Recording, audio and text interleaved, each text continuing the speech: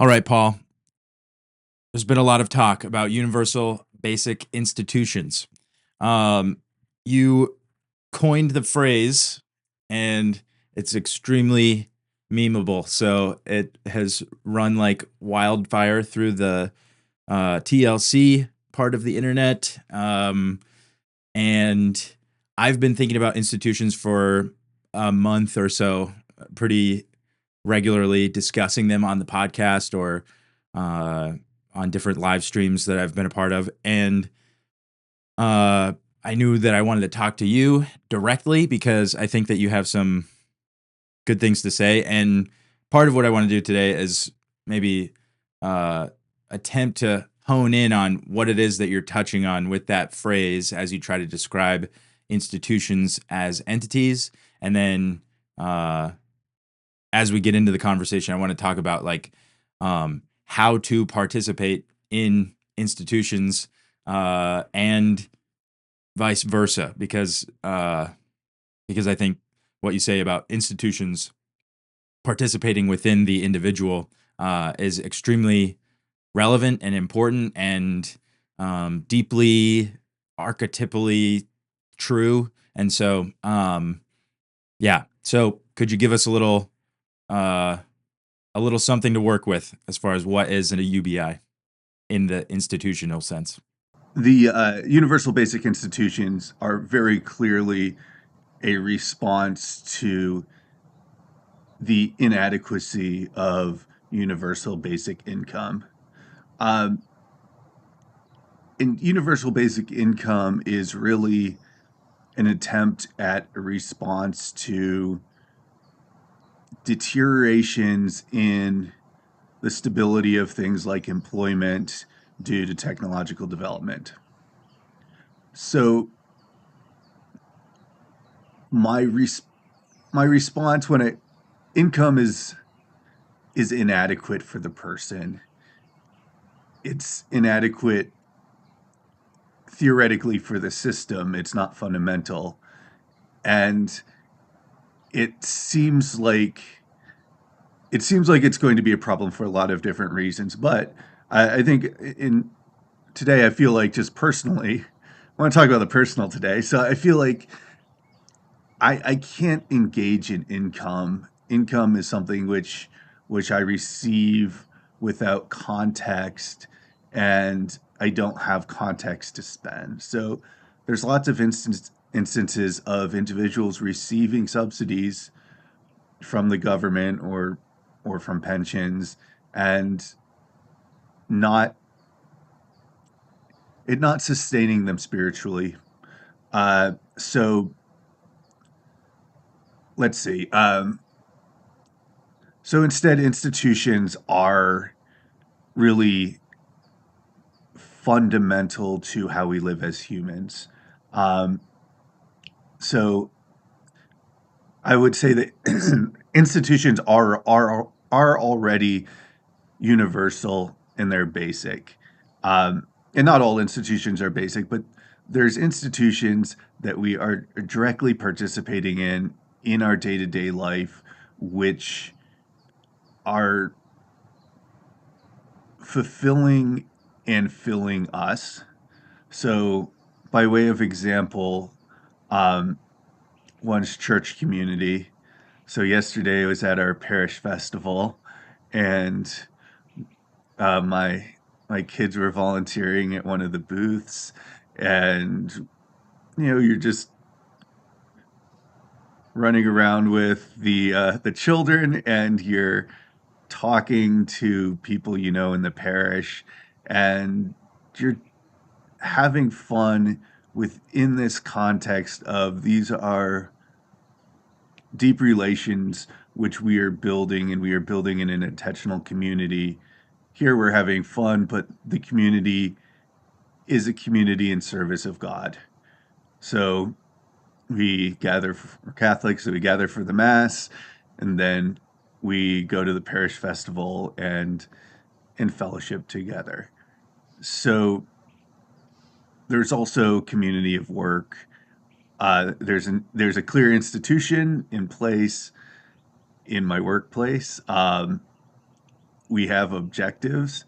We're a bank, so we want to make loans that are beneficial to the people who are borrowing from us and that are beneficial to the bank.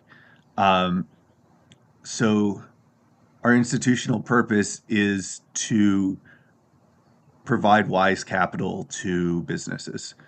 Um, and so as a member of the bank, I participate in the telos of the bank, which is as stated, providing loans and services and capital for these businesses so they can grow and succeed, and doing so wisely so that they are able to pay back the loans and we are able to collect those payments. Um, so my actions within the bank are in service of those telos. So, uh, and then one could go to other examples, the schools, uh, local, the HOA. Um, all of these are participations where we as individuals we participate in a role. We're not we're not just generically there. We have our role. So in the church, my role is in the pew. um, at the bank, I have a role, specific tasks that I'm doing. Um, in the HOA, I'm probably the guy bringing up some complaint.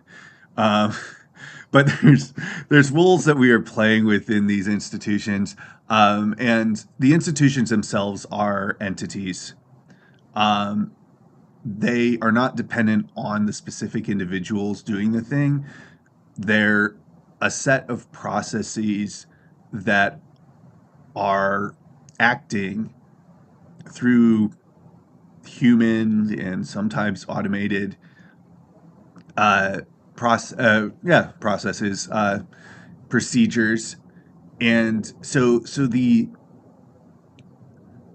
institutions give us. We have these institutional structures that hold something like a church or a bank or a HOA together. There's bylaws, there's liturgies, um, and they give they provide the container in which the community can sit, and they also provide a directionality, a telos, for the individuals as they gather. So an institution isn't your local bar where you just go and you watch sports and you drink a beer, and it's sort of this amorphous fun. Those are good, but the what sets the institution apart is it has this purpose, and the people are gathering to the purpose, and so it is more than the sum of the individuals. It's also bidirectionally formative. It's formed by the individuals, and the individuals are formed by it. Yeah. When I go to church, I'm being formed by the catechesis of my church, by the preaching, by listening to the word.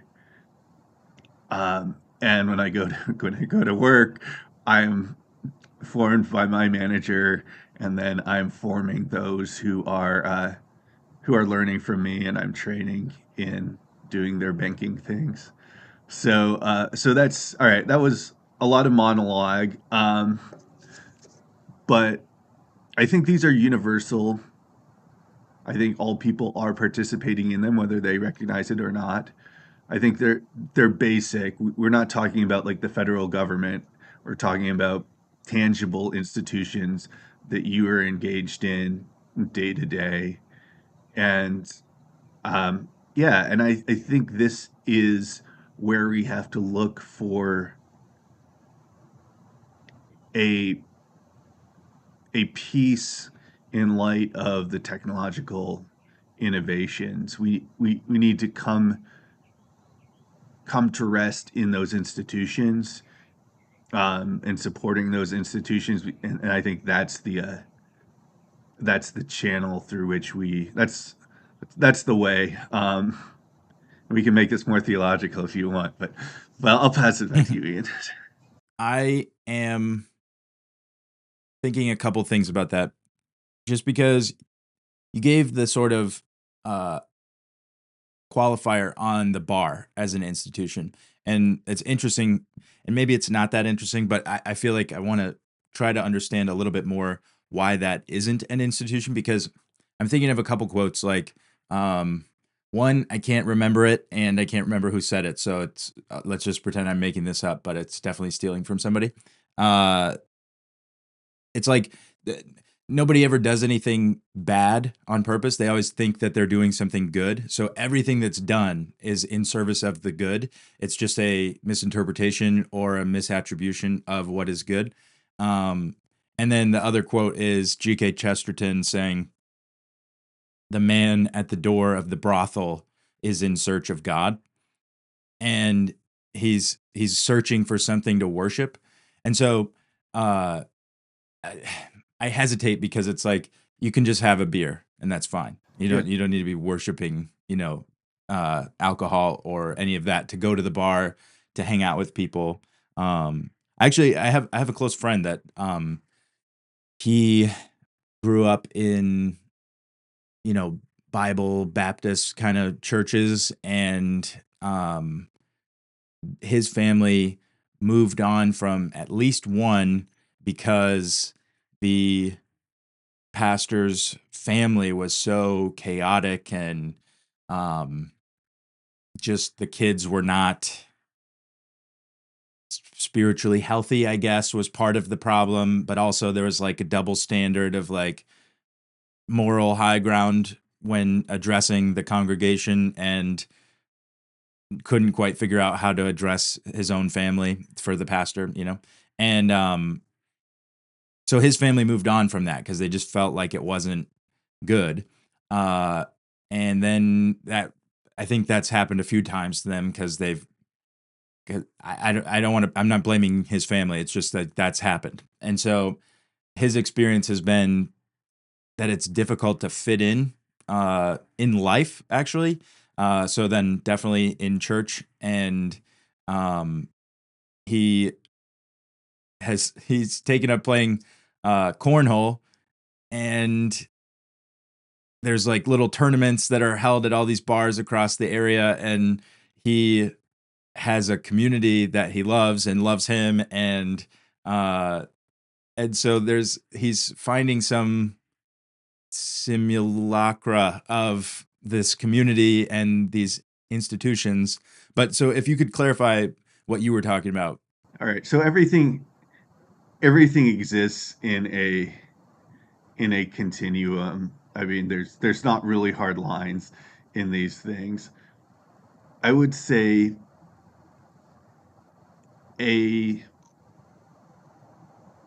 it, so definitionally, an institution is an entity, and these are my definitions, so I get to Yeah. make them up. Uh, Yeah. so, so and by what I mean by an entity is something that is scale independent, but autopoietic, like self sustaining and stable, um, and generally embedded in some higher hierarchy.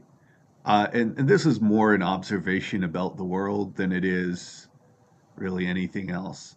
Um, and so, just for contrast, a church, a a local worship community, a temple, it is very high on these institutional structures for this autopoiesis, for this self-sustaining. Um, it knows its plans to baptize and marry and bury its its people, um, and it will be there long before they are and long after. That's how it thinks of itself.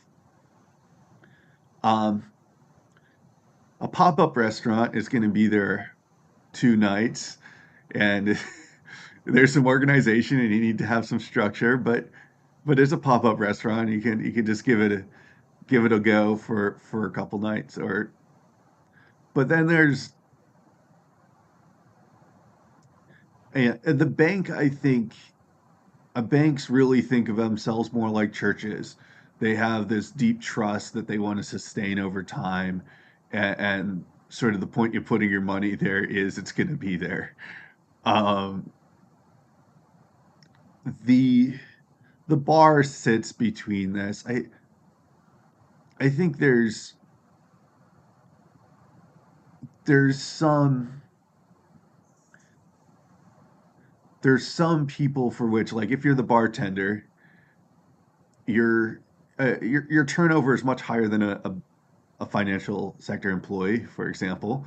But it's your livelihood, and there's an institutional element to it, and so that's real. And if you're the guy at that bar every night, there's definitely a liturgy to that, and you're doing something institutional. Uh, Yes. and some of these bars have been around 50 years, and some of them have have been open 2 years and probably be open two more. You know, Hmm. it's just so I would say, is a bar an institution? I think there's varying degrees, and it's less stable. It's not something you build something upon. Mm. You have On a bank, you build a banking system because there's adequate stability in the entities so that you can build greater complexity upon it. Yeah. Now, a bar may have enough stability to hold uh, a cornhole league, uh, and you can have multiple bars, and then if three of the bars close next year, you just reorganize, you reshuffle things. But there's a lesser degree of permanence, and there's less you Aha. can build on there. Yes. So okay, so this helped. This did help. Uh because one of the things that I've responded to your universal basic institution idea with is the idea that uh God instituted Adam in the garden, and I'm using that language because to me it seems as though the individual or mankind collectively, and those are oddly interchangeable, but like each person as a representative of the collective is instituted by God to have this dominion, this you know, we're deputized. So there is an institution of authority that comes straight from God in our role in the world. And so the Adam being just like mad. yeah, yeah. And and so that to me is indicative of the personal responsibility stuff that you bring up in this conversation, as well as just like uh I guess where I'm going with this is like people are what is universal, and we're pretty close to basic. We do rely on things, so maybe not entirely basic, and this is why we get into like a religious conversation or theological conversation. But from that point, what you're talking about with the permanence or the impermanence of various institutions, as we're attempting to identify and locate sort of which things we want to rely on and build lives upon, uh, you get to the idea of like a bar or even just lots of companies. You know, we're in the age of starting a company. My X feed is littered with people that are telling me that I could start a company that makes seven figures, from my bedroom. And I probably could, like if I put my mind to it, I could probably fake something that, attracts enough attention or whatever. Um, but the sustainability of that, it's a lot of blockbusters is sort of what I think. It's like it's a lot of people trying to catch one wave and check out, whereas the church is an institution that is focused on people, And so when we're talking about this, I think we need to recognize there's a natural component to it, but also that strangely supernatural quality of man, which is set just above the rest of nature. So there's like a that's why the church is, the highest or the most fundamental institution, because it's focused primarily on uh people. Like people are the, I don't want to say resource, but like people are the I, I would say substance it's of it. the opposite. It's the church is focused on God. Mm-hmm. I've had that thought as I was saying it. So So it's I think it's there's a both and capacity. The the church is most fully aware of its stewardship for its people. mm, in light It's of its focus on God. in light of its focus on God. Its purpose, its telos is directed. I mean, the telos of Christianity is really love one another as I have loved you. Mm-hmm. Um, or I mean, that's my like favorite formulation from John. But it's God and neighbor. It's focused up, well focused, while stewarding each other, and so those things are really tied together. Um, it's there's like at all levels there's this stability and stability. Like there are, I'm not a physicist, but I know that there are some atoms which are have very very short half-lives and they will quickly break apart, and there are others that are incredibly robust and will last a long time. um, And if you look at chemical like molecules, same thing. There's very robust bonded elements which are going to be stable in the building block for bigger things, and then there are things which are passing and will easily fall apart. Um, and there are people who are stable and grounded and a source of robust stability.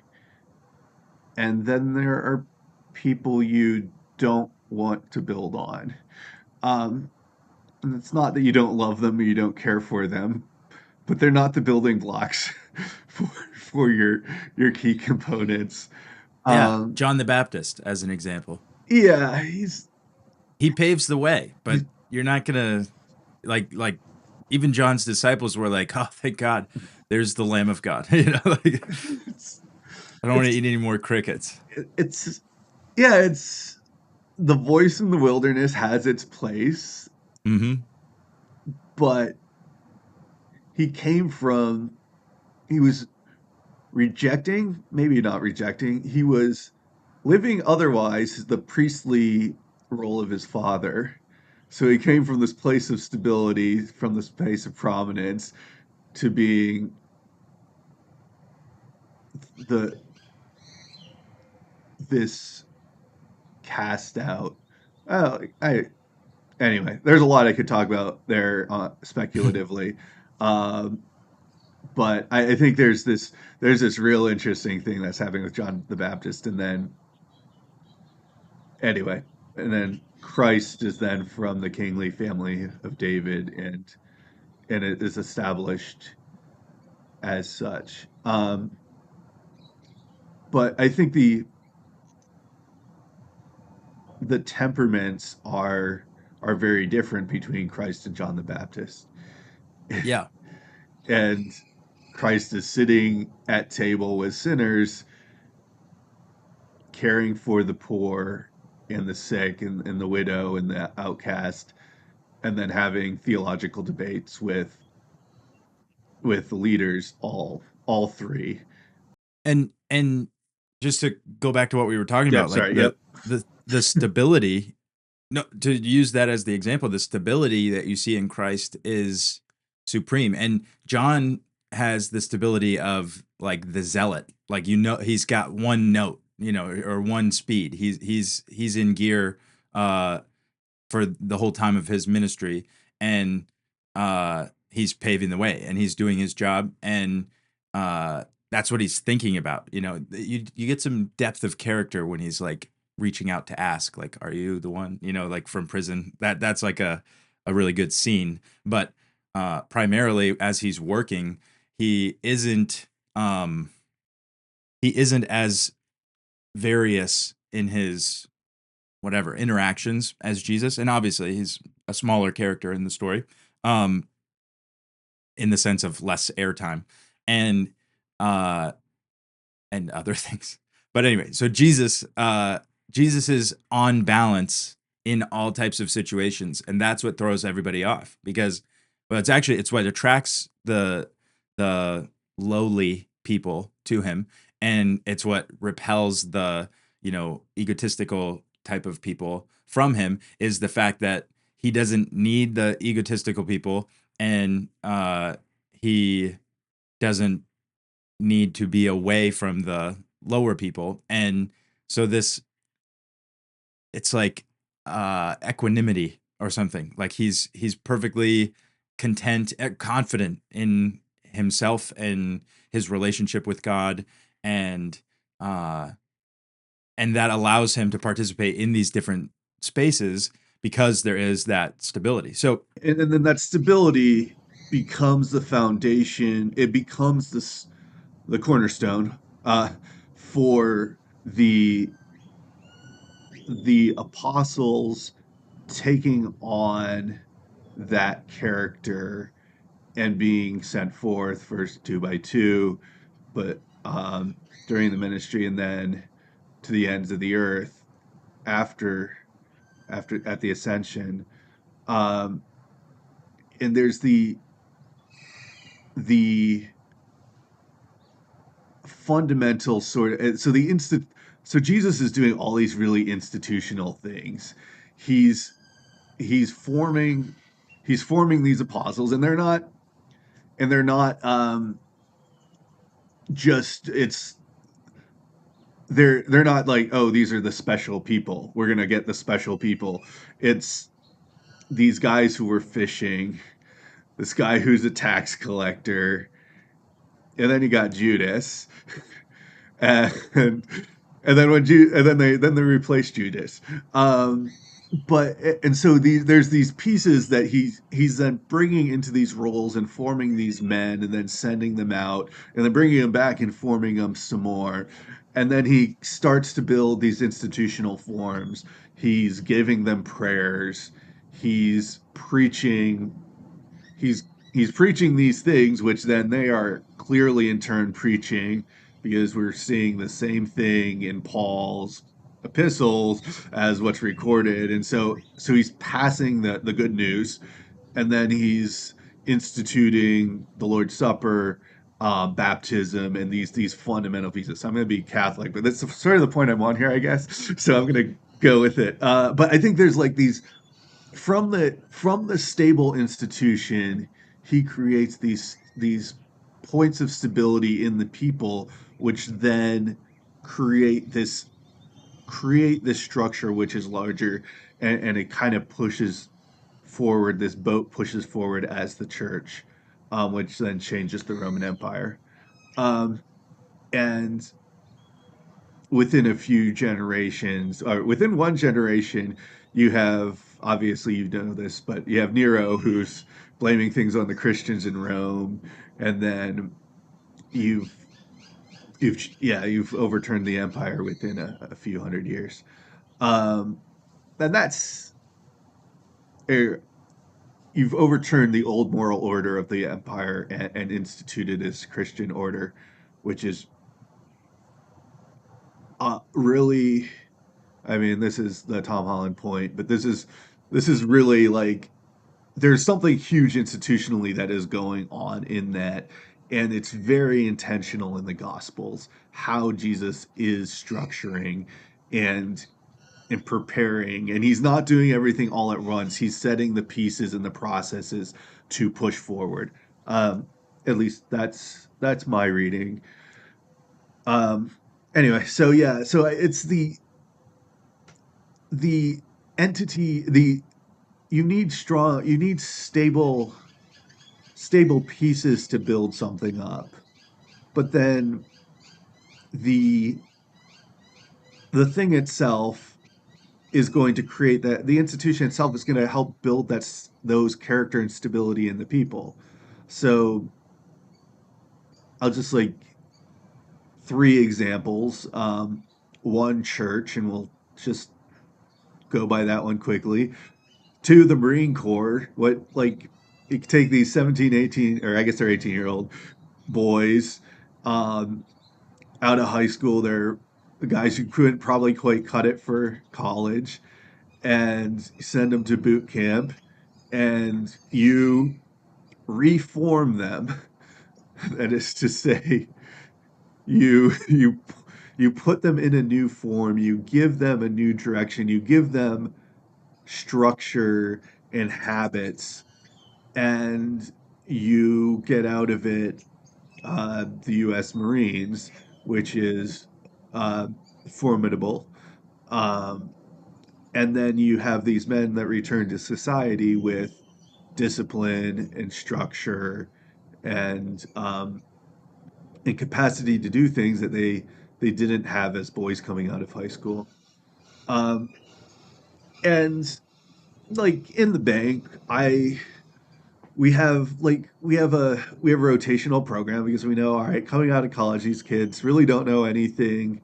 So you put them in basically an apprenticeship program, and you're like, all right, here's how we do things here. Here are our values.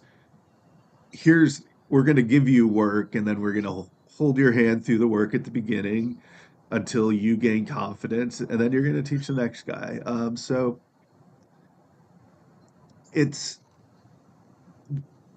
you need these stable people, but how do we get these stable people? We form them. And then in the family, it's 100%. I'm on to four examples. I should stop. But the family is another great one. All right. Yeah. Yeah. So but the point is, you need stability to build up the institution, but the Yeah. institution knows this and then produces stability in the elements, just as your body is providing the right nutrients and the right vitamins to different organs so that all of the organs are strong. It knows it needs to provide for these strong to create strong organs so it's strong as a whole. And so there's this bidirectionality to it. Um, and the danger is that if we break down our institutions, our men are no longer formed, our women are no longer formed. We are and then lose the capacity to rebuild the institution because the points of stability are no longer there. Um, and so that's the dilemma.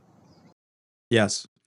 Uh, I spend a lot of time at Walmart, and there's a lot of people that are shapeless. They're formless and void. And Can be taken a lot of different ways. yes, yes, You're saying they're out of um, shape. yes, I know how yes, that is.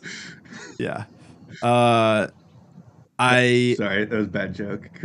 no, no. That is what I'm saying. I think that it's interesting to think about that because, like, okay, so I was thinking the the idea of God instituting man, and then Christ being the new man, the new Adam that uh, is our, he's the firstborn of this new thing that we get to be a part of as humanity. It's interesting in the context of like, the sort of tangible institutional context of Rome, how that was flipping that moral order. I was going to bring up uh, Christians were referred to as atheists because they weren't polytheists. And so they worshiped one God. And because I guess maybe the worship of Christ, there may have been some confusion, like you're just worshiping this guy, like you don't even worship a God. And so like the idea of Christians as atheists or like God killers is kind of I think it's related to this topic in a way where institutions form in service of a hierarchy. You said that earlier about how they're nested within a higher level institution or higher hierarchy. And with that thought, I think that um I think there's a way of going about your life where you're like, I'm in I'm into Christian institutions, but I largely reject the institutions of the world. Obviously, like burning people at garden parties or whatever, that's not a good thing. So Nero, we can be against those institutions, uh, but when it comes to like, the the love of money and the love of God, people get a little. I personally have gotten that twisted at different times in my life of like, well, should I have a job or should I try to learn basic survival skills and just live off the land or which obviously I'm not going to do that. So I need to have a job. So how do I properly engage with that institution? And then I'll say one thing and pass it back to you. The So that question, how do I properly engage with institutions that aren't maybe explicitly theological? And then the clarification here is I was thinking earlier as you were talking that your description of your bank is beautiful, and I wish that every bank could have a Paul Allen uh, in a place where you could affect the various operations and processes of the institution with this view of the idea because there's an interesting self-interest that's built into a bank wants the loan to be good for the client because the client can then pay the bank back. So there's there's no bank if you just give out enough bad loans. Um, but We call that usury, but go ahead. okay, yeah, yeah. Um, there's also like this other thing where there's predatory loans, which profit for the bank, no matter what.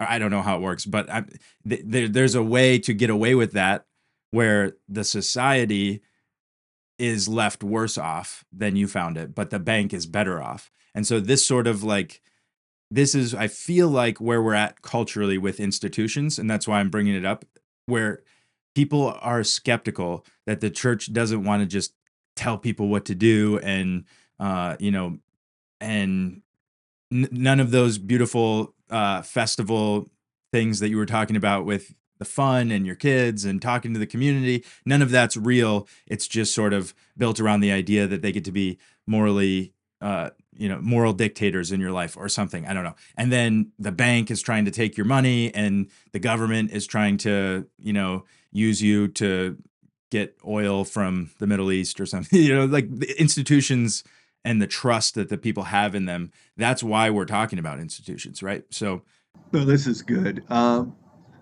So I'm going to take the long way. Um, so the first covenant was with Adam, and then sort of Noah and creation, but we'll just jump past that. And then Abraham and his kin, his his family, his dynasty, and then the sprinkling of the blood after Exodus with the the broader people, the nation, and then we could go. I guess we could jump to David, um, and then the kingship, and then uh, to Christ, the universe, the universal union of God and man, in the person of Christ, and in the covenant he set forth also in his blood. So there's this. I mean, you've heard this sermon before, Ian, I'm sure, but there's this expanding range of the covenant, which is it's broader, but it's also there's like there's building institution in these things. There's like increasing hierarchy. First we need a good man, and then we need a family, a dynasty, and then we need a people, and then we need a kingship, and then we're ready for universal uh something for all people for the church, uh headed in Christ. Um and so those are all sort of, one is not possible without the next. I don't know. I'm not going to speak for Yeah. God, but they build upon each other in these, in this like, this is the good order of the things that is built up from the parts over time, not all at once, not immediately. Um, and I think it's very clear that there were many nations, and many of them were problematic, and there was Israel. There are many people out there, and many of them were problematic. And then there was Abraham, who was faithful.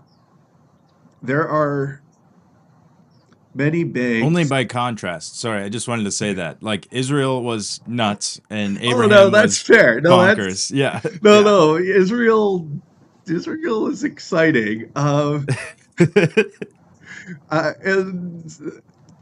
there are many banks, and hopefully my bank is one of the ones that's sort of doing it right. And like that's honestly, like, I don't want to speak too much on the subject, but on the holidays, I definitely write about our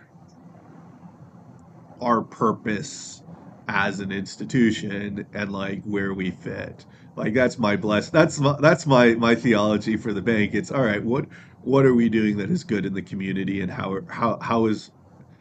are we aligning? I think that's really important for all corporate businesses, and nonprofits, to really come back into where where do I sit in the order of the good, um, and there are there's definitely a business model where, can I recoup more money from this person before they fail on their loan, because I know there's a pretty good chance that they fail on their loan. And if I price it right, I can still make out. And that's generally a high price, which then is extracting the little you can from the person before they're inevitably going to go belly up. Um, and again, I would call that usury, and I'm happy that what we call good credit decisions is actually like, we don't want our people, we don't want the businesses we lend to fail, and it's good Yeah. for us and good for them. And then the thing is, our regulators are also aligned with, they want good credit relationships, and they get very suspicious of stuff where it looks like we are extracting from the consumers. So if the hierarchy works towards the good, like our institution, like the people in the institution want to do good, hopefully, and therefore, and that helps the institution to align with the will of God, the good, and then the institution above it, here our regulators or the market economy, is also wanting something, that we want banks that give loans to people who can actually pay them back, so we don't have all these failed institutions happening at. And so they're also putting pressure that, okay, we want to align. Does this always work? No, it doesn't work. Like Yeah. institutions fail, and like, and this is where I think of things as entities. Like your liver may not always do good to you. It may it may undermine you. And vice versa. Yeah, and I may undermine it. But and then people are is everyone serving God and like the people around us, are they all serving God and working for my good and loving their neighbor? No. Do I want Pretty them to be? confidently, you could say that. Yeah. What I can say, You I can. I mean, if I read the Psalms, it's pretty clear that you have psalm after psalm about, hey, these people are wicked, they're trying to undermine me and kill me, um, and they slander against me, and like this is pretty clear that these things you don't have a bunch of people who are acting consistently in the will of God. Um, and at the institutional layer, it's the same thing. There's going to be corruption. There are going to be people participating in institutions either knowingly or unknowingly that are to their that are against the will, that are trying to do what is best for them. So let's just really quickly jump to autopoiesis. So the entities want to sustain themselves. So I want to eat. I want to make sure I have coffee, and it's it is good that I am sustaining my body, and this is part of who I am.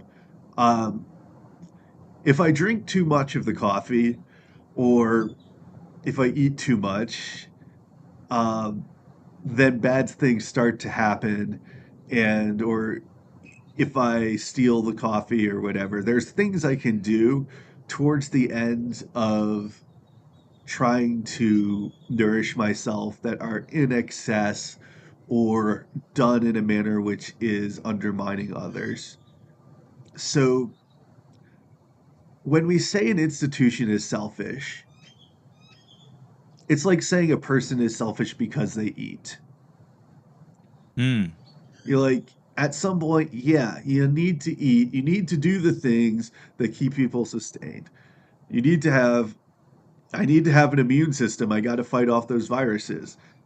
Your company has to have an HR because sometimes you need to fire people and or other things.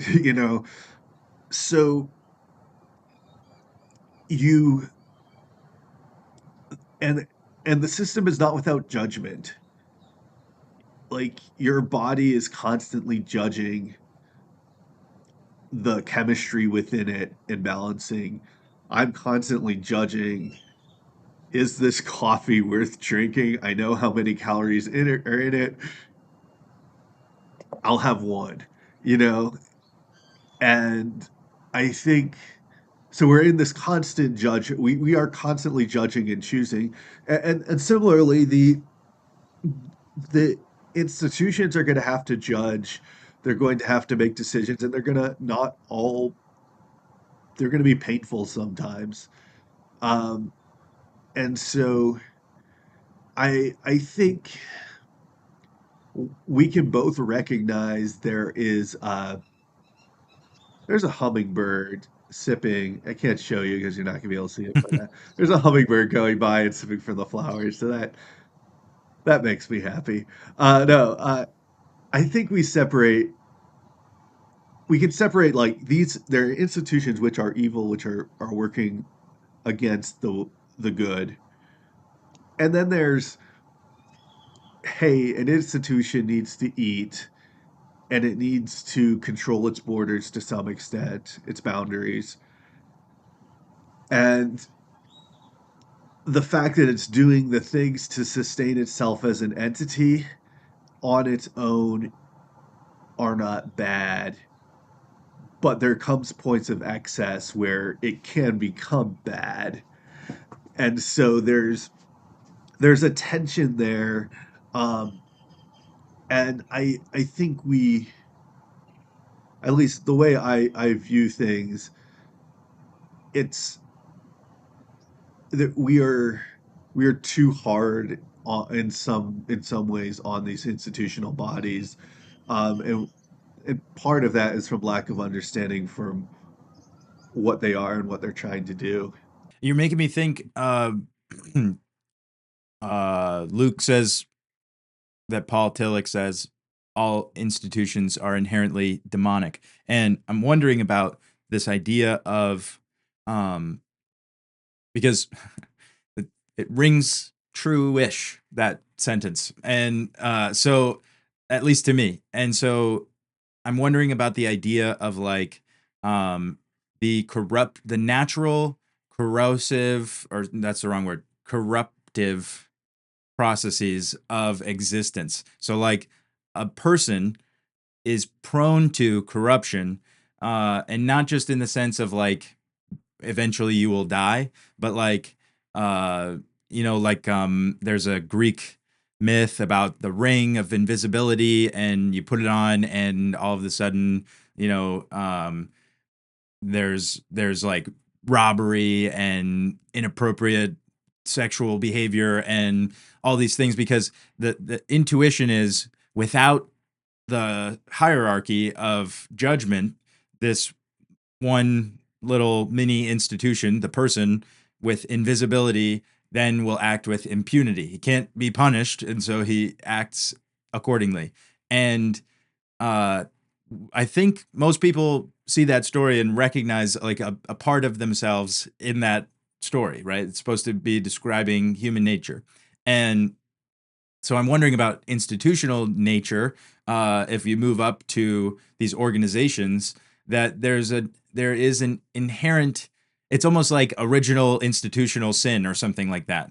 And so you need to have some aspect of the autopoiesis, not just be this is it. So like, survival versus thriving, and those two being opposed. There's a way to be a human, and you'll make it through all types of bad decisions in your life, and you'll still be alive, and you'll still have the ability to make a decision to stay alive. But if you are in, one of those trolley car experiments that philosophers like, and you make the selfish decision, like, we recognize that the consequences are you're alive, but then there's some sort of like relational strain, right? So you're alive, but nobody really trusts you. And so with institutions, it would be the same thing, where you maintain your structure, and you hold the line, and you survive to live another day, but you're you end up undermining yourself. This is what I'm getting at. So that their institutions might be inherently demonic in the same way that humans are inherently sinful, but there is a way to, submit them to Christ or submit them to God, and have them function in a, sort of glorified way, like that they would be able to operate in a way that is sustaining of life and community and love and all of these things. So the virtuous institution is really kind of what I'm hoping for, in this, like that you could take off the old institution and put on the new institution, something like that. So I mean, this is where Tolkien's elves and orcs thing sort of comes into play. Um, the orcs are a subtle corruption of the elves, um, in uh, in the mythology, which I probably don't know enough about, but I remember that part. So it's there. There's some tensions in there's some tensions in within the institutional goals, um, and I think, I mean, so within the ethics part of this, I think there's sort of like three three things within the ethics that I wrote up. One is stewardship. Um, the second is aligning with the will of or the telos of the institutions which you participate, and then participating in institutions which are similarly aligned and good. So the third point is recursive. It's the first two, but then apply that to the institutions which you participate in. Um, And mathematicians love recursive structure, so I'll take that.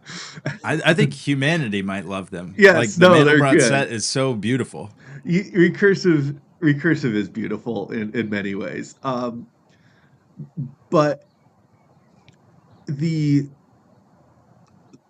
the lack of stewardship is often a misdirection towards the elevated telos. Like a leader doesn't become well, the common failing is that not that the leader is tyrannical for his own ends, but because he's so focused on what he perceives as the good and the direction that he starts to ignore the needs. Like our dear friend Jordan Peterson, who who who cares so much that he works his body to a point where he gets sick. At least that's the story I've heard, and that's common. Um,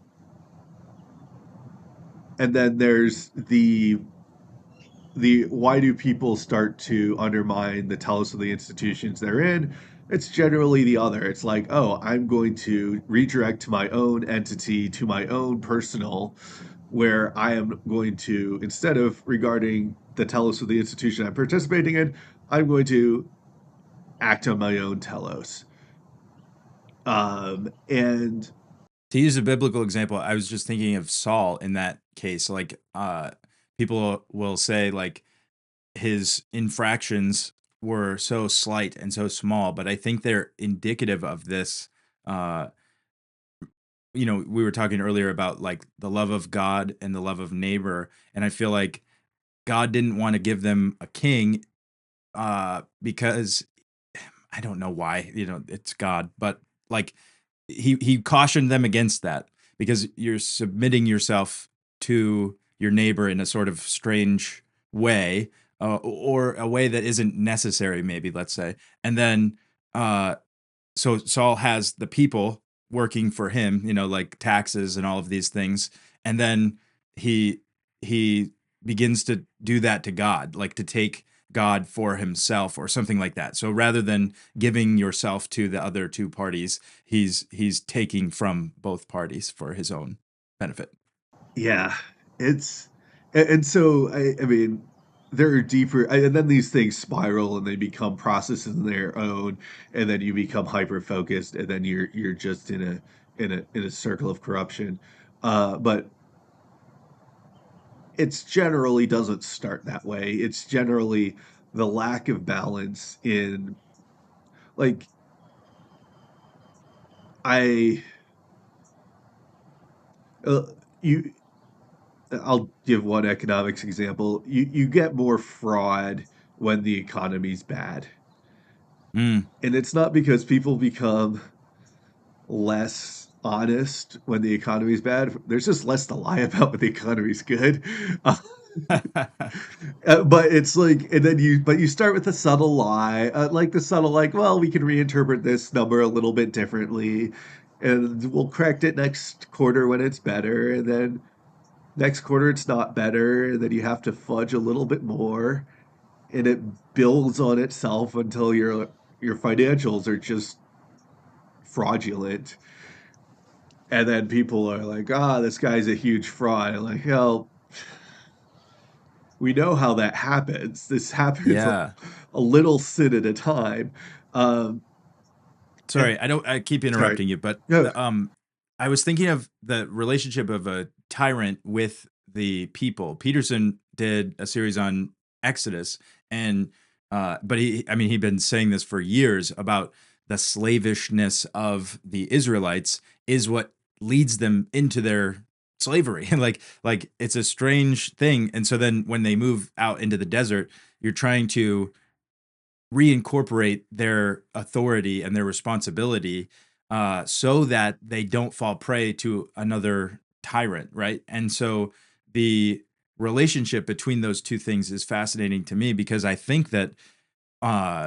think that you see the story in the Old Testament, which is that millennia ago, but then you see it today where our institutions are corrupt, but part of the reason that they're corrupt and tyrannical is because like somebody's got to do it. And so there's always going to be somebody that's willing to tell you what to do if you are not going to take that role on for yourself. Like you can willingly confront the tragedy of life, or a tyrant can confront you with their own version of that. And so they come out of slavery and they're given the law, which is an institutional structure. Um, so sort of the formless people take on a form, and sort of the form shapes them. But then Moses does the other thing where he divides them into groups and puts elders in charge of the group, sort of in a hierarchy. Uh, oh, uh, Subsidiarity. yeah, subsidiary. What's the uncle, father-in-law Joachim? Oh, I'm missing it. yeah. You I'm know, not Jotham. No, Jor. Je- Yeah, well, Jethro. Jethro. There we go. All right, Yeah. it's like this is it's problem with being Catholic. You almost know the stories. uh, so Jethro's like, "Hey Moses, this is how you set it up, so you're not taking everything on yourself." And so he breaks the people into this hierarchical structure where there's subsidiarity there, and so you're putting all these institutional elements in within the covenant. So you have the covenant with God, but along with it, you have the law and all this structure, which allows for the establishment of the nation of Israel, or I don't know, the peoples of Israel in the Promised Land, um, until you get to the point where they want a king. Now they want even more institution, and so so the somebody asked me about, it was Alan asked me about agency and institutions, and actually Rod followed up on this, and for high agency people, I probably could get in trouble for saying things like this, but there are people who are higher agency who want to control more of their life or have that awareness, and they're giving something up and getting something by being put into an institution. They're giving up some freedom to do whatever they want, and now they have a rule. And the problem is, if you're capable and high agency, that institution's going to take you and put you in a role of responsibility. And now you're going to have the burdens of that institution on you as well. And it gives you more capacity to do good, more reach, but it's also a burden.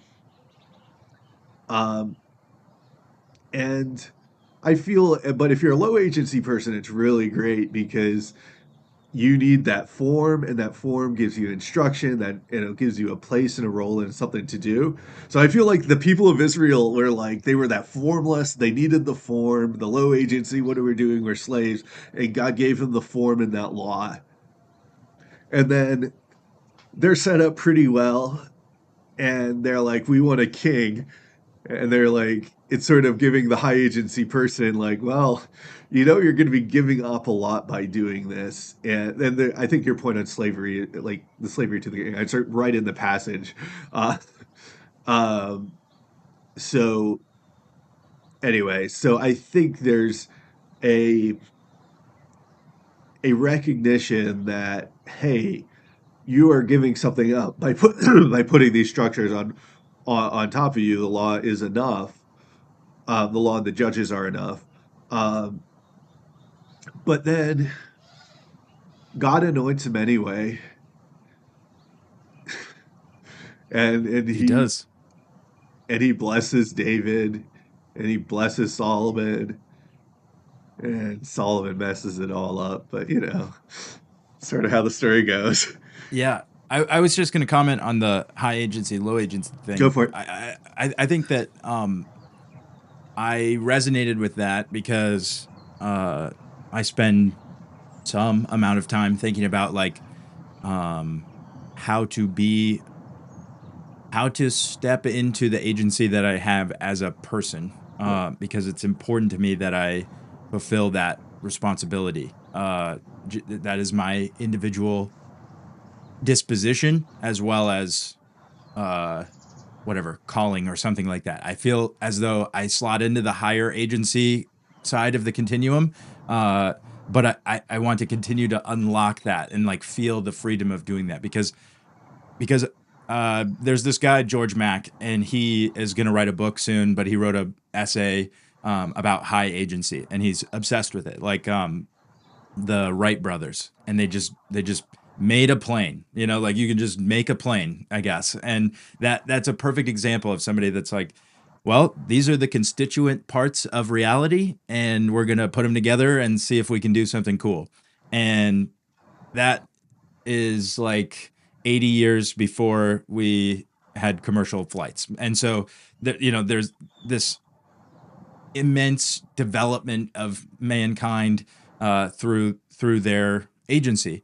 And anyway, I like to read George's comments on his observations about this is what high agency people do or whatever. But his thing is rooted in the idea that the school system teaches you to be low agency, and this is broadly generalizing, teaches you to be low agency so that you can participate within their institutions. And so you need to reclaim your agency. And maybe not everybody needs to be high agency, which is one observation from what you were saying. But this idea of working together is super important within the structure. And then the other thing I was thinking is like you could see the corruption in your description. A high agency person steps into an institution, they're given the responsibility. For that responsibility, they also have a wider reach, and so you see power come into play, and all of a sudden you have a tyrant, like in the worst case scenario. And then with the low agency person, you have somebody that's willing to submit themselves under the authority, that's willing to participate because of the benefits of the structure. So they're getting a good deal. But then you have people that, divert towards or revert towards the slave side of things. So you have the tyrant from the high agency side, and the low agency side can drift off into the slavery thing. And I think that those are just the corruptions. And so we need to not like I need to not think of institutions as, oh, if I submit myself to an institution, I'm being a slave, or if I run an institution, I'm being a tyrant. But rather, we need like positive. What are the positive sides of those two things? Yeah, no, I think we have there there are a variety of roles which can all form towards the good. Um, and I'm gonna rant just a little bit. I think a lot of high agency people making commentary forget what a lot of people are. Like half people are below the median. Um, Yeah. and it's a- and as an economist, I try to be very cognizant of this, um, because I can't project myself onto the economy as a whole and predict things correctly. I need to understand the composition of people that are out there. And there's a huge chunk of people who are hand to mouth working, and that they're working the jobs they can, and they are just kind of living their life paycheck to paycheck as best they can.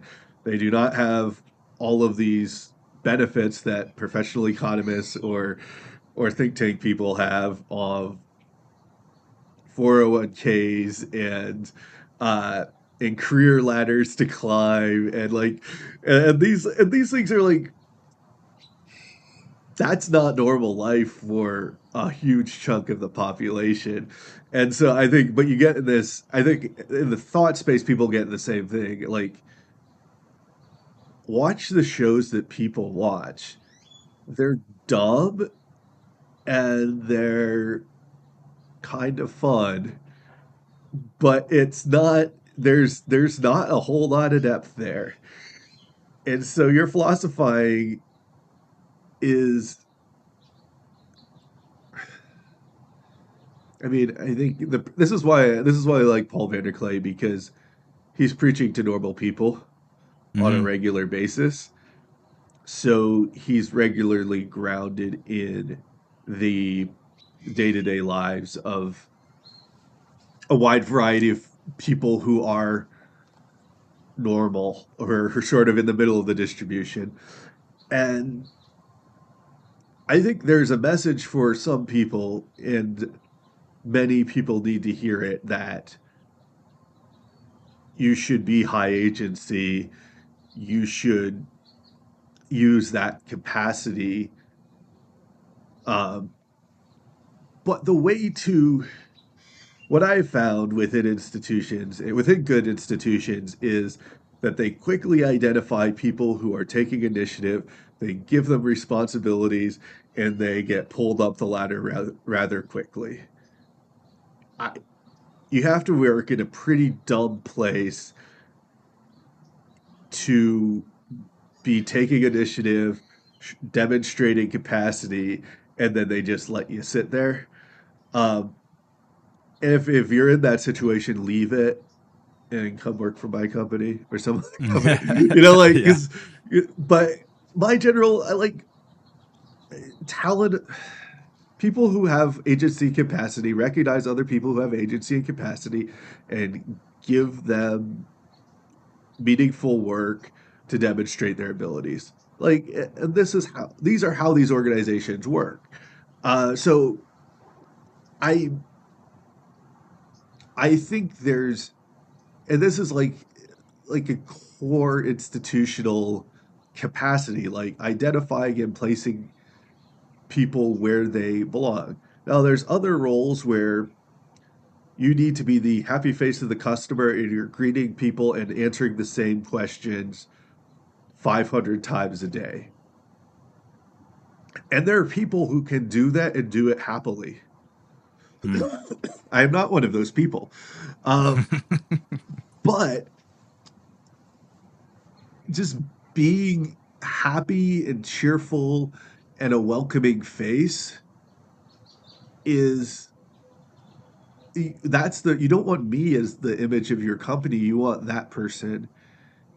And the Walmart greeter, like, as much as like it gets crap, like, if there's a grandma there or a guy in a wheelchair saying hello to me when I walk in the door, and I know that Walmart is giving that guy a job, and part of it Hmm. is he's reminding me that they're giving that guy a job. Hmm. Um, but the person is just happy to be there and greeting you, and that's real, and that Walmart's supporting that, and I'm I think, I mean, we could have more greeters in this world. I mean, every church has that greeter at the door and that smiling face, and they're handing you a sheet, or I don't know, depends on your church, I guess. But that person isn't teaching you theology, but they're in the place of Christ welcoming you. And so I don't want those greeters to be high agency people who are leaving to go do big important things, because they're already acting in the person of Christ, either at Walmart or at church, and that's fine. Um, like Martin de Porres is a Catholic saint. He was Dominican, and he was a porter. He stood at the door of the church and just and greeted people, and the miracles around him are, I mean, just amazing. But he wasn't a philosopher. He wasn't Thomas Aquinas. He was a porter who would greet people and pray for people. And we're going to have a lot of low agency people in heaven if I make it. And amen. Like I think Yeah. that's something we need to be more respectful of. One thing that I've been thinking about with this institutional conversation is like there's a hyper individualism in America that people talk about, and uh, it's interesting because as I look at corrupt institutions, my response tends to be, uh, "Well, fine then. Like I just won't participate within you," and uh, that is whatever it is. It's not great. That's how I feel about that. But I I struggle to um I struggle to see how. Let me put it this way: there's immense value in each individual. This is what you're laying out. On the low end of the agency spectrum, we're looking at people that are providing immense value in their role, but not in the same quantifiable way that, like, uh, whatever, like the CEO of a company is going to obviously have a more quantifiable set of value or amount of value that he provides. But the Walmart greeter is doing an important job, maybe at the bleeding edge of their capacity. Like that could be very well the truth. And so when you look at this distribution of responsibility of like uh quantifiable metrics, like how to analyze these people participating in a group, it's sort of like when it comes to maybe the church is easier to deal with because of what we were talking about earlier, the stewardship of the people in light of the will of God, that you can analyze it more as a body. Like you're not going to say, "Oh, my pinky toenail is irrelevant." I like that thing to do what it does. It Yeah. protects my toe. It's my smallest toe, but I still care about it. It's the one I always hit on things.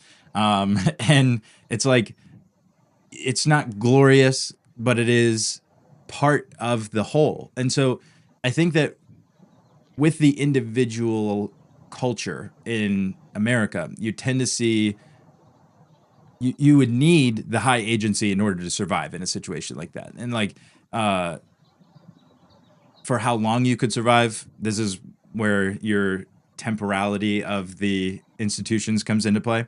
But I think that's why George Mack, he's from England, so he's coming from an even lower agency culture of Yeah. like, they have authority and hierarchies and all of these things, and a culture of like, what do they call that? Tall poppy syndrome. Like cut down the tallest one. Everybody's got to be the same. Close to the mean.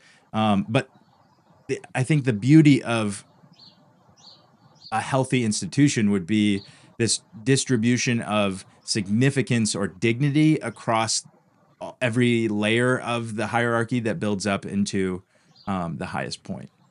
I I'm gonna try something out, and then we'll see how it goes. Um, it there's a bidirectional dignity. The institution gains dignity from how it treats its lowest members. It's Hmm. like the sign of its stewardship is not how it treats its best, but how it treats its greeters.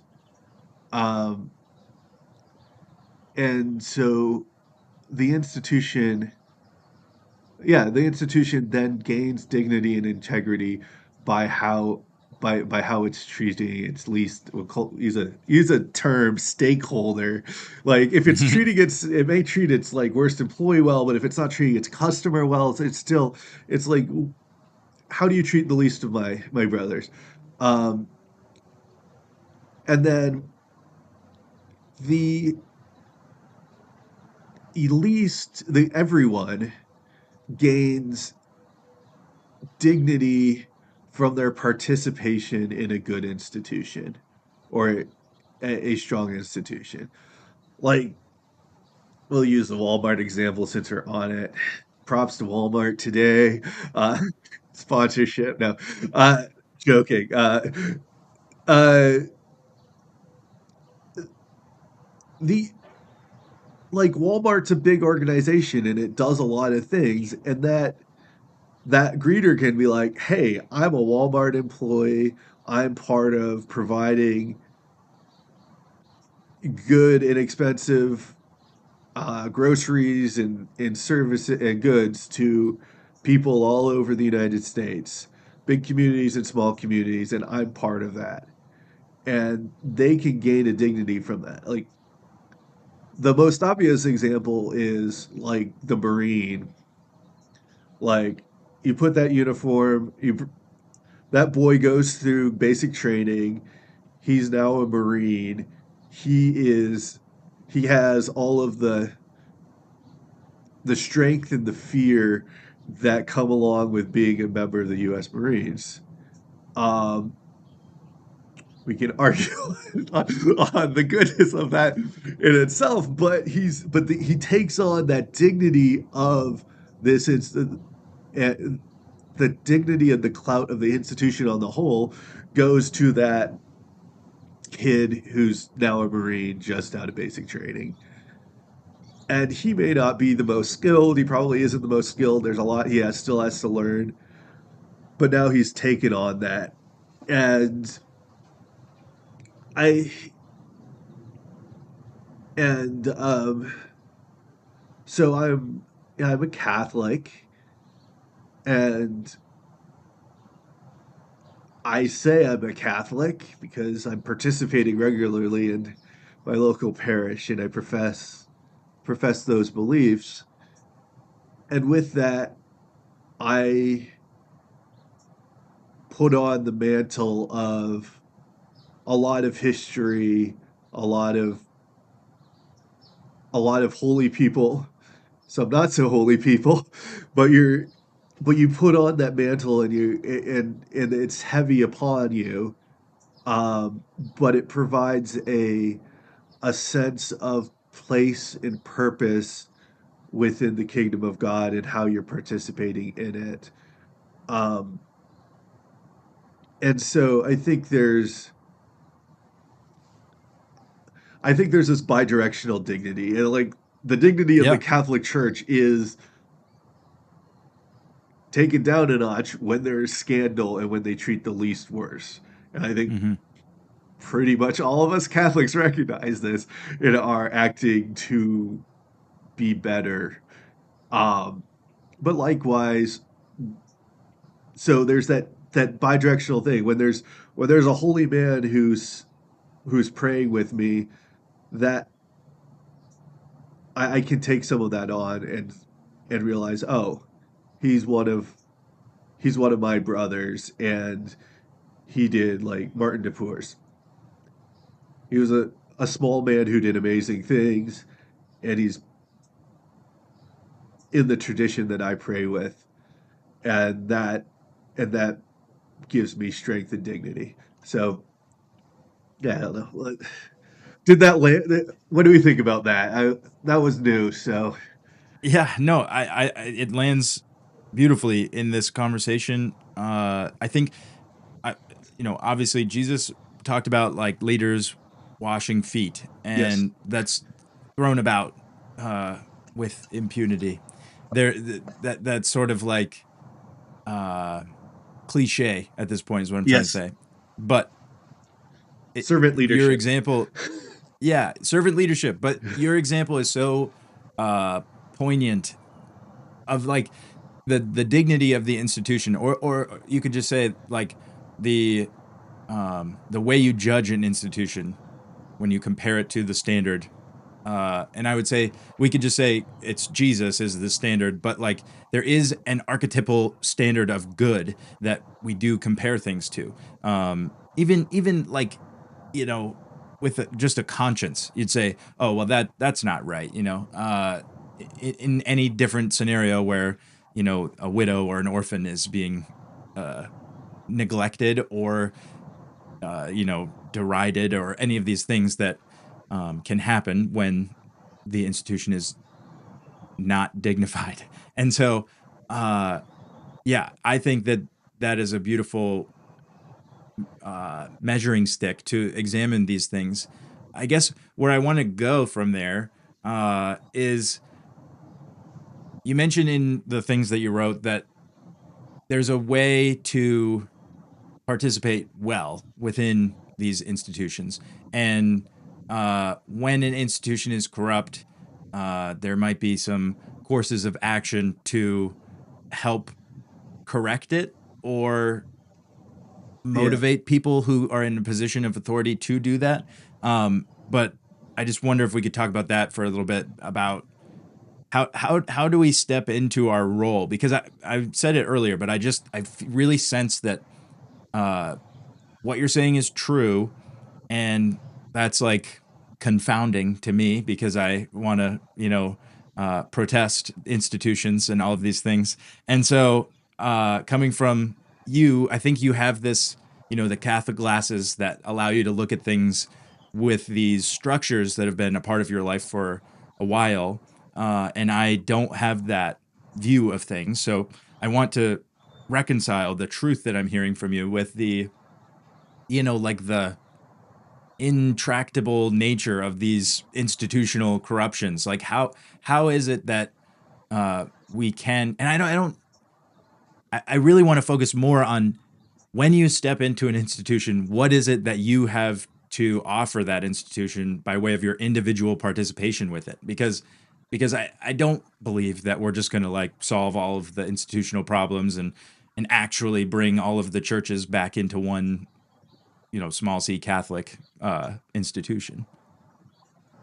A lot of times, I guess one of the things I talk about, and I will talk about here, is doing an audit in your own life of your participations and understanding that there are basic institutions you are participating in: your family, your church, your grocery store, wh- what have you. And then once you do that audit, then it's like, all right, well, are these institutions aligned for the good? If the bar is one of those institutions, is it an institution of social upbuilding for me to build my community, or is it a place where we're all just getting drunk and avoiding and just sort of spiraling together? And I've been to both bars. Yeah. um, so I would say that if you find yourself in a institution that is dealing with corruption, there's there's three things you can do.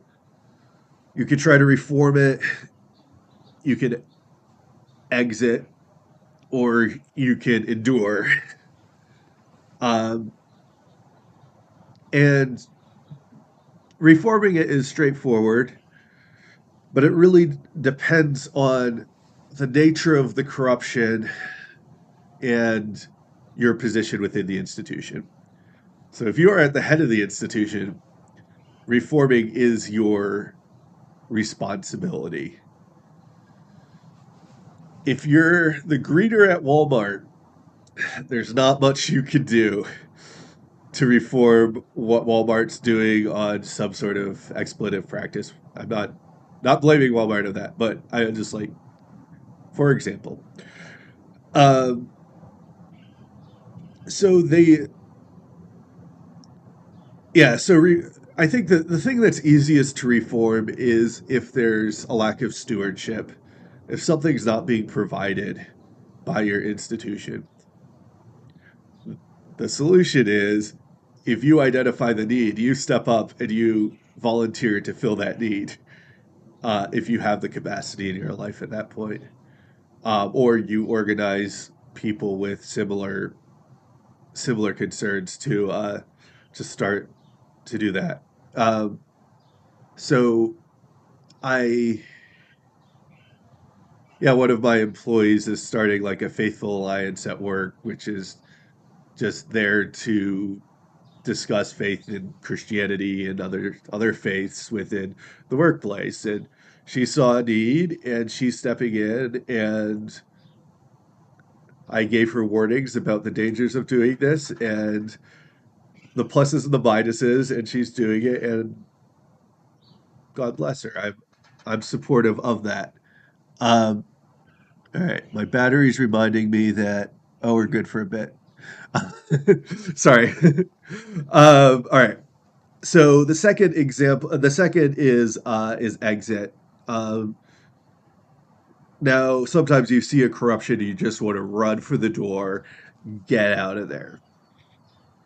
Realize that the institution is nourishing you, even the corrupt institution. And if it's your work or if it's your church, you need somewhere to land to provide that sustenance. It really depends on the nature of the corruption, what's exactly happening. But while exiting may be appropriate, find the place you're going to land. Um, and realize that you're removing yourself from the solution and the other people who are in there. So the exit is not necessarily the greatest good in that situation. Um, Third is enduring, and this requires hope that God works for the good and will bring the institution back from its corruption. Um, so if you push through, if you endure whatever the suffering of whatever the corrupt is for the time being, you're going to first be a force supporting, not actively participating in the corruption, but there as a presence saying, no, this is the way we should do it. And then corruption tends to destroy itself and cause scandal and cause reform. And then when that time comes, when the time has come, the hour has come, then you're there to be the foundation for the rebuilding of that institution into the good. Um, Now, there's going to be times where you don't want to do that, like if you're going to end up in jail when when the when things are found out, then don't stay there. But there's a That's lot of good advice. there's a lot of good situations where you can't quite reform things, and you can avoid being directly complicit with the corruption, but then you can be there on the other side. So if you're choosing an institution from the outs, the problem with institutions is a lot of times you have to participate in them to understand them. Hmm. Um, there's only so much you can see from the outside. You can see the fruits to some extent, but a lot of times the dirty laundry is hidden, and it isn't until you are actively engaged that you know this. I think it's the other, going to an earlier theme, like there aren't, your body's going to get sick sometimes. You're going to get the flu. And like the flu's a corruption. Systems are not working. There's an outside invader. It's acting. The body is the immune system's acting against itself. You feel terrible. It suffers. It's the you can't be in an institution and expect it never to get the flu.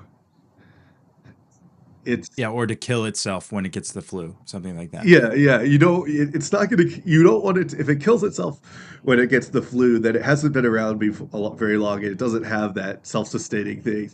It's gotten Yeah. the flu before. It knows how to deal with getting the flu if it's a stable institution. It doesn't mean it's fun having the flu, but it means that there's going to be meetings. There's going to be people removed from the organization. There's going to be, and so that's sort of those processes happen. But if you're in a church for the first time and it gets the flu, like not literally, but like maybe literally COVID, but no, if it's dealing with something that is shaking up things, and this is not how things are normally are, and what's happening here, yes, yeah, there's some corruption. Somebody gets kicked out. There's a scandal. When I was a freshman, the rector of one of the dorms, there's a priest who is rector of one of the dorms on campus, and he was having a sexual relationship with a young woman while giving spiritual direction. Um, that's, and that's pretty scandalous at a university. And it's the flu. Like, people are scandalized. I was a young guy, I was scandalized. And the church has seen this before. This is not the first time this has happened. And they took him out of that duties and they put him in some place where he was doing something off by his own and he wasn't going to be interacting with people until there was some this wasn't a minor, but I think I don't know what the end result was, but there was a process in place to handle this and to also work with the people who are victimized in the situation. Yeah, So I'm thinking anyway, about I'm thinking about the way that like you're saying the flu and we shouldn't expect these institutions just have like, uh perfect immunity to all you don't expect your institution to be perfect, right? Because these things can be good uh and succumb to these sort of, seasonal illnesses. Um and they have to know how to deal with them justly. Yeah, yeah. But that's sort of even a part of the dignity that we were talking about before. Yes, yeah, Sort of the way that you treat uh, a maleficent or malignant part of yourself, in order for healing to occur and growth and rejuvenation. yeah. And so, uh, it's interesting because I think there's a connection to the individual thing. One thing about the culture of individuality in America is that it's definitely 100% designed to be profitable, right? Because the more alone you are, even just think about a long time ago, people would have lived with their parents and grandparents, and their grandparents would have still had a piece of machinery that was totally fine and operational, and you didn't even need to go get a new lawnmower. But now that everybody lives in three separate houses, that's two more lawnmowers that everybody has to buy. And so that just that simple example multiplies out to every single household appliance. Not to mention the loneliness, makes you want to scroll on Amazon late at night because maybe that will fulfill you in a way that you're not being fulfilled by your communal institutions. And so, because you don't have them. Um, so, with that, I'm thinking about church shopping and the way that that's sort of like just what people do. I'm not currently a part of any church institution. I am a follower of Jesus in my daily life, uh, and I would like to. So maybe I am a church shopper. I'm in the market, but I don't ever think of it that way for some reason. And I think this might be why, because I don't want to go into an institution and say, well, it has a lot of things that I like, sort of like a restaurant, like, yeah, I like the new American cuisine. Their boneless chicken wings are phenomenal. Um, the weekly drink specials are fantastic. But that one time the waiter was rude to me and the manager didn't comp my meal, that's it. I'm done with them. And that's like the flu example. Like they showed that they're not perfect. And so then I'm taking my business elsewhere. And the mistake of that is like, it's just there's instability, inherent in that interaction. The idea being that you don't have to go to that restaurant, right? And so you could go to any of the other ones in the same mall multiplex space. And I think that you're in that situation, your relationship is with the food. And so like the atmosphere is contributing to your relationship with the food. If it's contentious, then no thank you. If they don't take care of you, no thank you. But in the space of, you know, the church, the holy priesthood, or yeah, the nation of priests, stewarding people towards the will of God, that is uh that's a different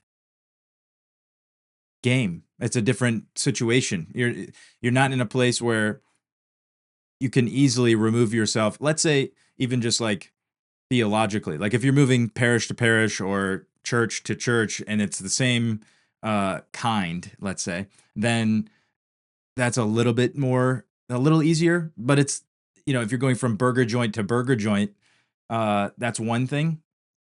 But I guess I'm just getting at this idea that we're constructed in such a way that everything is optional in our life, and some aspect of this conversation has to be about the way that institutions are only limited.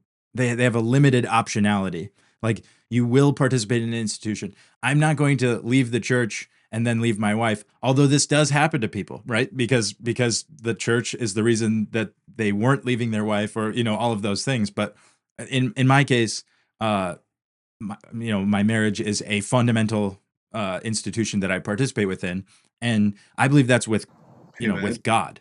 So the church plays a role, but in some strange way, like I don't know. I live an hour away from where we got married, and so half of the people that were at my wedding are from sort of near where I'm from, and my wife is from an hour away where we got married. And so there's already like a split in witnesses or something like that, the institutional external influences on our marriage. So anyway, I'm just saying my family is something that I participate within almost against my will. Like if I am a bad dad and I leave and just abandon my family, I still participate within the institution, just like not in a good way. You know what I mean? Like, I mean, I would say that would be removing yourself from the institution and abandoning your responsibilities. But yeah, no, I hear what you're saying. Like, you didn't know what you were signing up for in its entirety when you walk down the aisle, and it's maybe that's for the best, but the marriage is a really powerful institution, and one I've grown to love and respect over the years. Um, so Jesus calls you, and you're by the lake fishing, and Jesus calls you and says, "Hey, come follow me." And you're like, "Wow, this Jesus guy is great. He says all the right stuff. He convicts me. But dude, Bartholomew and James the Younger, or James the Lesser, and that Judas character, they give me the creeps. I don't want to hang out with those guys. So, yo, Jesus, good stuff. I'm gonna head home now. You know, you know. I mean, I'm sort of joking, um, but no, I'm not. I think we're we're called with these folks who are difficult and annoying and occasionally have bad theological ideas and some really boring preaching sometimes. And God's calling them, and God's calling me, us. And how do we hold this? Because we are humans. And the answer that I'm sort of giving, and it's a Catholic answer, is that there are forms and institutions that allow that really annoying James the Lesser and I to remain in communion while following Christ. And we have these we have these ordinances or sacraments to show us how to live together. We come together symbolically and really in communion around at the Lord's Supper, and we act our communion in that. And then we have in the Catholic tradition, we have reconciliation. So if I told off James about how annoying he is and how he should work harder, I can then go and I should go confess to him, apologize to him, but also go to God and confess to God and say, hey, I did not love my neighbor.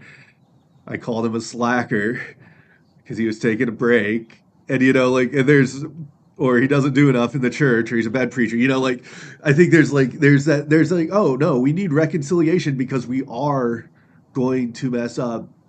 Forgive us our trespasses as we forgive those who trespass against us, being central in the Lord's Prayer.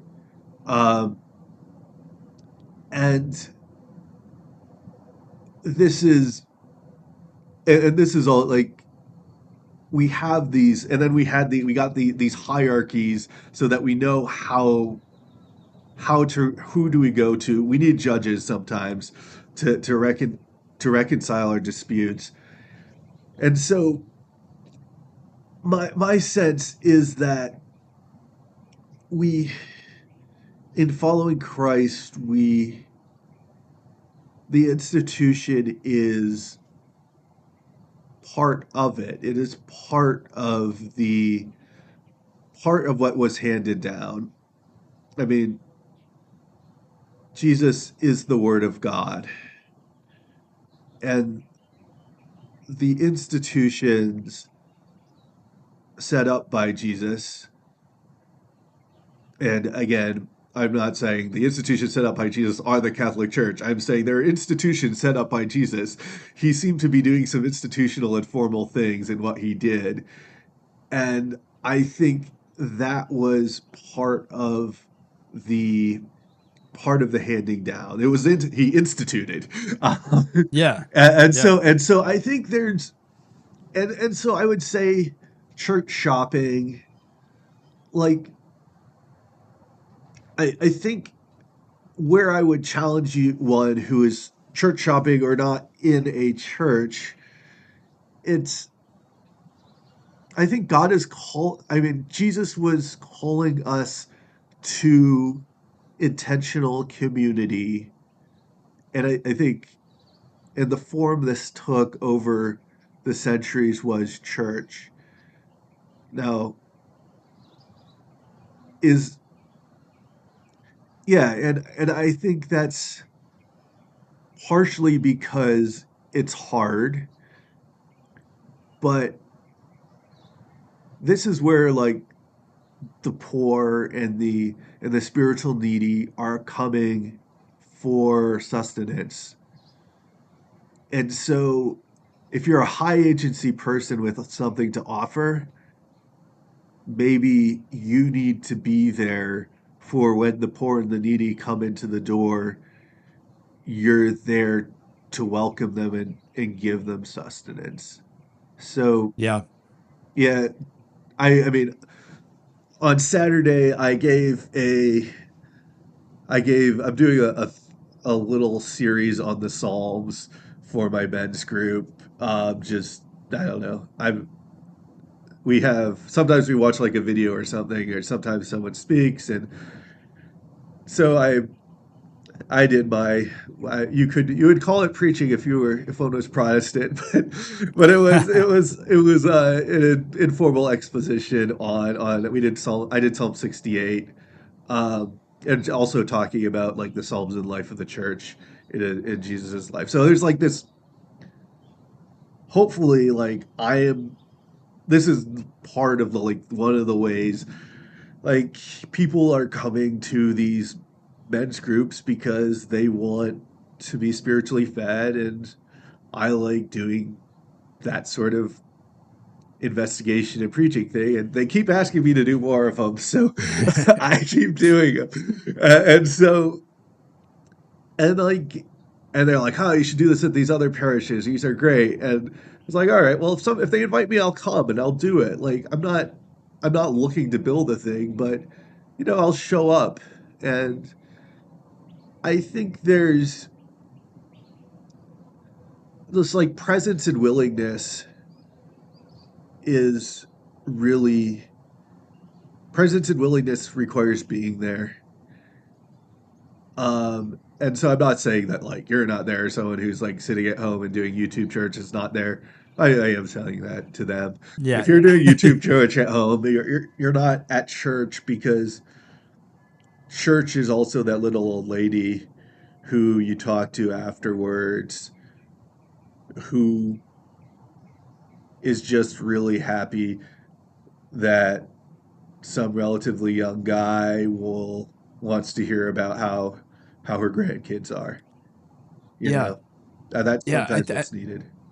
I think that's actually a really good example, like live streaming, because you're taking some of the core essential components of Christianity, the worship practices of Christianity, and uh, you're really reducing them down to two dimensional content, and I guess maybe the third dimension being sound or something like that. But you're in this strange arena then of it's extreme. I mean, that's the whole thing. Like I have my own YouTube algorithm. My wife has her YouTube algorithm. So it's like you have your own individual experience of these phenomenon, and then when you reduce it to that, it's almost like that transfers. So like when you reintegrate in a embodied sense, you step back into the sanctuary. You maybe it goes both ways.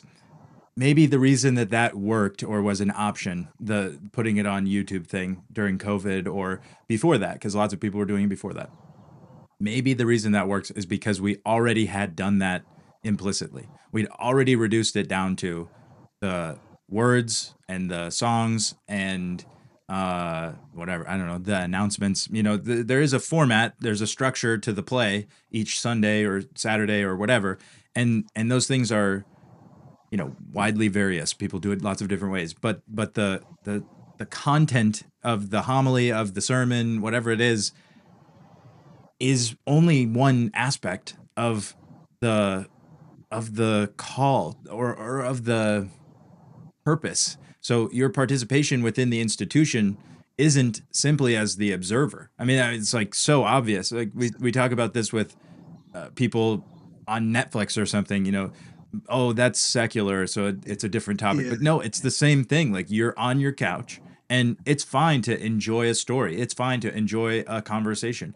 We're talking as two people who frequent the TLC. Like we're not involved in everything that we're taking in, but I think this is why the TLC leans towards the live stream, is because you get to participate, you get to offer your contribution, you interact in a participatory way with not only the theme or the topic, but also the other people. And so there's that can only improve when you are embodying it, like in person. there's there, Sorry, I just want to clarify. It can only improve, but also there's that, James the Lesser is super annoying. That also is only intensified. yeah, yeah. There's a lot of good stories about that. But so when I'm in church, I first I'm kneeling sometimes, like, and physically in the postures of prayer. Um, and that could be like raising your hands or folding your hands, or kneeling, or standing reverently. Um, and that's I don't see many people at home in the streaming church on their knees. Yeah, maybe there are. Good for them. But then there's also like hearing the person singing next to you. The Especially if it's your son or daughter, which is especially special, but hearing the voice of the person in communion with you lifting their praise to God. And it isn't a performer at the front that's doing it, it's someone heartfelt who's standing side by side with you, along with the angels and saints. And it's really hard to place yourself mentally alongside the angels and saints when you're on your couch and it's like it's coming at you. But when it's next to you, around you, and you hear the voices, you hear that person who's really eager, and you person that hear that person who's kind of out of key, and you're like, it's the colors and imperfections of the body of Christ that, like, yes, I belong here. I'm sometimes eager, I'm sometimes out of key, and I'm standing with you, literally and figuratively. So in COVID times, we had to do the video thing for a few weeks, and I remember Palm Sunday, we cut branches off our palm tree and we marched around our yard with the kids. And I don't remember any of the masses on YouTube from that Lent or that Easter, but I remember walking around the yard, and I know we listened to all of them, and we probably knelt through many of them. But I do remember walking around the yard with palms singing Hosanna because that was embodied. Anyway, and Yeah. that's the liturgy. It's the doing the thing to remember the thing, and you just have to participate to do that. Um, so yeah, all right. I think I am at time. Yes. So Yeah. Oh, that this is a good place to end. I was just going to say that I think when it comes to embodying things, I think that if institutions can be a place where you are able to embody participation within the complete or the whole, logos structure that is at the core, the nervous system, the skeletal structure of the system, yes, then that is a good thing. And when institutions only ask you to participate in some sort of ancillary observatory way. That reminds me of what you were saying earlier. That if you're in an institution that doesn't recognize your willingness to participate and put you in a position to participate, then you should get out of that institution. I think that's where we're at. yep. I continually am reminded of just Paul talking to people about the milk or the childish infant level things and desiring maturity for them. And so I think that um, there are corrupt institutions that need to sort of die off, and then there's institutions that are these long-standing things, and we have new generations that operate as the base level of them, and we need to join and participate as infants so that we can be developed adolescents and adults and continue that life cycle of these institutions. Because if you're not in a position where you're mature to teach someone else, then you should be,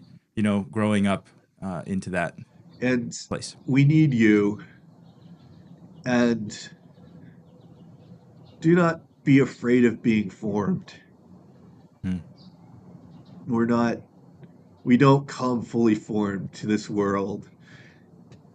So, I mean, choose wisely in the institutions you participate in, but be formed by them, and especially by the body of Christ. Yeah. All right. Well, it's been a blessing, Ian. Uh, And yeah, if there's, I'm sure if you have more things, or if the topics change, we can talk again. Yes, absolutely. I look forward to it. Thank you, Paul.